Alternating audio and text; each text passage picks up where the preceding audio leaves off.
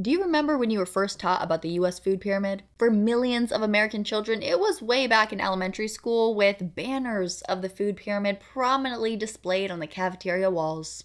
It was a widely discussed topic with the aim to teach us what to eat, how to be healthy, and what foods were considered bad. But have you ever thought about what other countries might suggest? Would they say something completely different, or would it be pretty much the same? Today, you're going to find out, because we're going to compare the US food pyramid with Japan's, the land of the rising sun.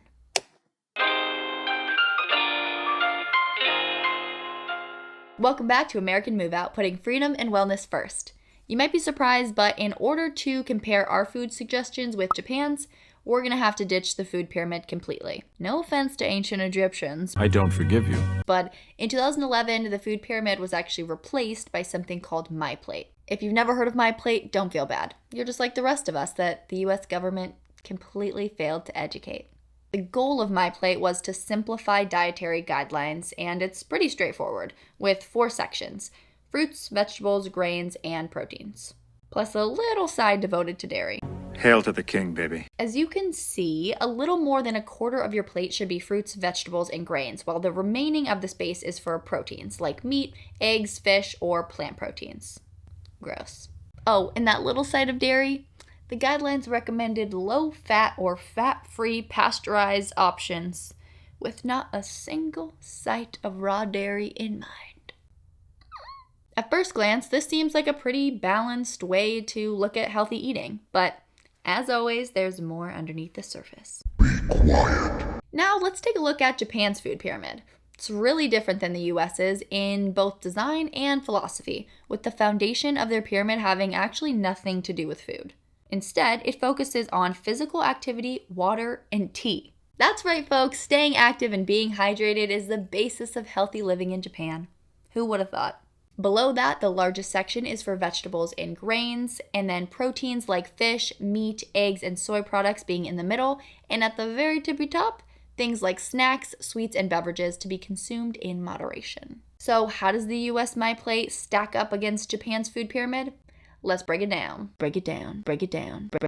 Break it down. Unlike Japan's pyramid, MyPlate treats all foods pretty equally, so there's no real emphasis on what should be the cornerstone of your diet, except for the fact that fruits and veggies should take up a little bit more room on your plate. It also doesn't highlight the importance of physical activity or water at all, where Japan's is pretty much based on that. I don't need it. I don't need it. I definitely don't need it. Second, Japan places grains at the base of their food pyramid, but their grains are typically whole or less processed, with 75% of people in Japan eating short grain white rice as their primary carbohydrate.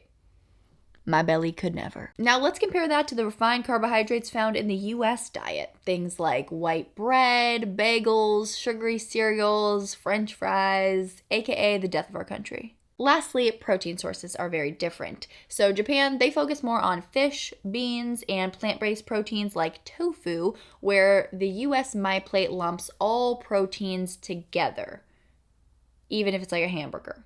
So that's a little confusing. Now let's see how these two different approaches affect public health. In the US, the obesity rate is a staggering 40%. That is nearly half our population. On the other hand, Japan's obesity rate is 4.3%.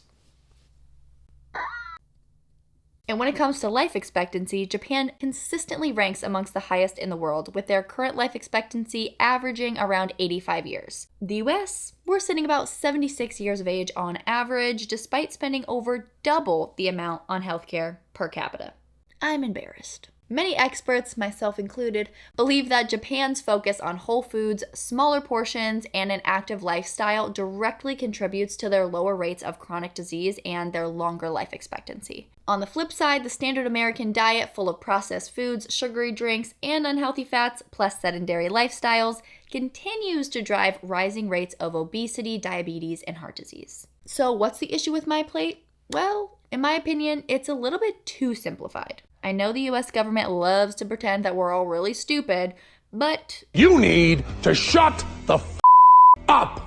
This abysmal attempt to represent what we should be eating leaves us all hungry for a bit more details. And then there's the bigger picture. The simplicity of MyPlate doesn't address lifestyle factors like exercise or processed foods, which are huge contributors to America's rising rates of obesity. What are you doing? Whether you're following MyPlate, not recommended, or following Japan's food pyramid, the key is really just to focus on what fuels your body and to stay mindful while doing it. Eating whole, nutrient-dense foods, drinking water, and staying active might just be the key to a longer, healthier lifestyle. Let us know in the comments what food traditions you follow or which ones you want us to cover next. If you enjoyed this, like, subscribe, and stay tuned for more out-of-the-box conversations on health, wellness, and lifestyle. Thank you guys for watching. I hope you enjoyed. Stay healthy, stay curious, and I'll see you in the next one. Peace!